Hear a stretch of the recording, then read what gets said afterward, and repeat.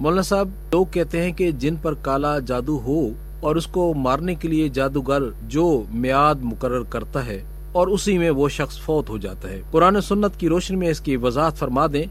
کہ حقیقت کیا ہے؟ بسم اللہ الرحمن الرحیم، الحمد للہ وحدہ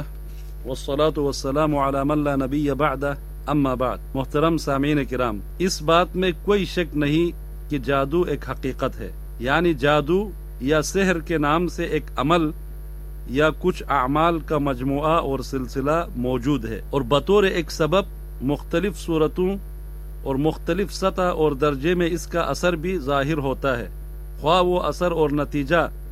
بیماریوں کی صورت میں ہو یا امتحانات اور آزمائشوں کی شکل میں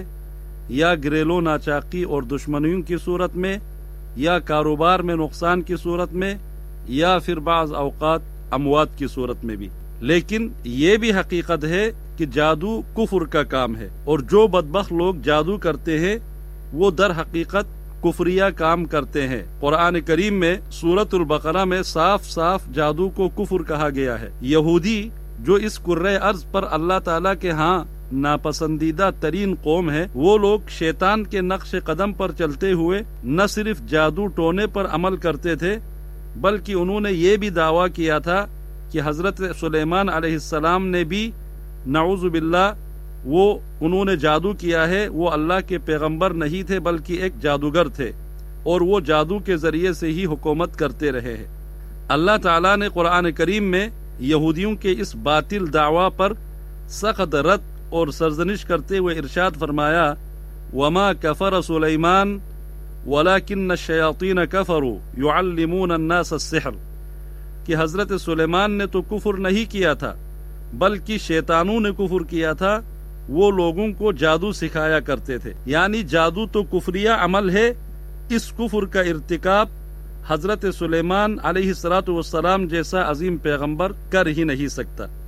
آپ کے سوال کے مطابق یہ کہنا درست نہیں ہے کہ جادوگر اگر کسی کی موت کا میعاد مقرر کرے تو وہ اسی وقت مر جاتا ہے۔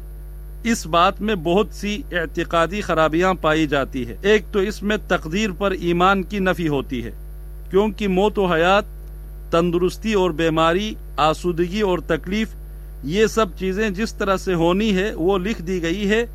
اور اسی تقدیر الہی کے مطابق وقوع پذیر ہوتی ہے، نہ کہ جادوگر کی مرضی اور اس کے دیے ہوئے وقت کے مطابق۔ دوسری بات، اس سے اللہ تعالیٰ کے قادر مطلق ہونے کے عقیدے پر بھی زد پڑتی ہے، گویا کہ ہم نے ایسا مان کر جادوگر کی طاقت و قوت کو اللہ تعالیٰ کی مشیت اور قدرت پر غالب مان لیا ہے، حالانکہ اللہ تعالیٰ کی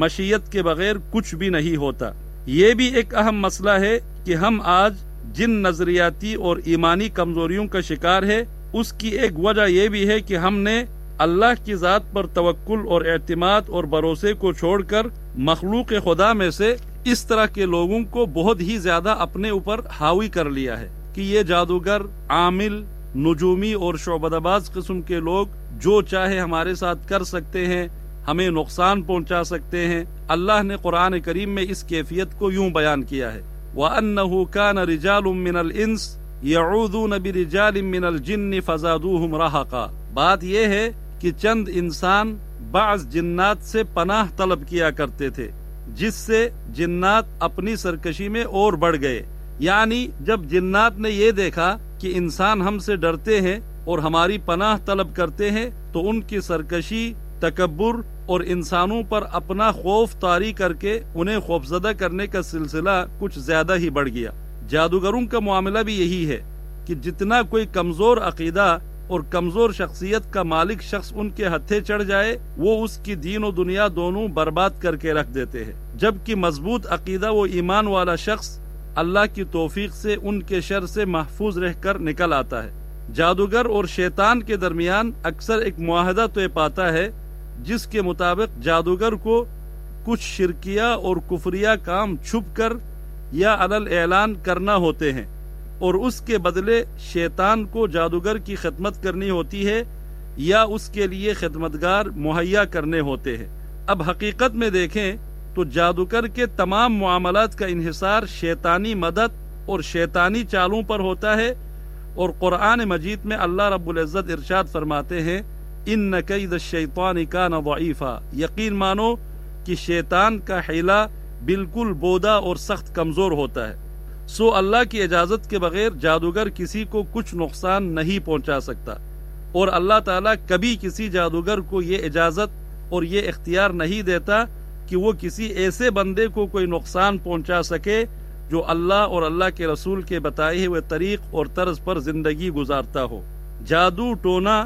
اور دیگر شیطانی حملوں سے بچاؤ کا وہی طریقہ ہے جس کی ہمیں دین اسلام نے تعلیم دی ہے۔ سب سے پہلی اور بنیادی بات اللہ تعالیٰ پر کامل یقین و ایمان ہو کہ نفع اور نقصان کا اختیار صرف اللہ کے ہاتھ میں ہے۔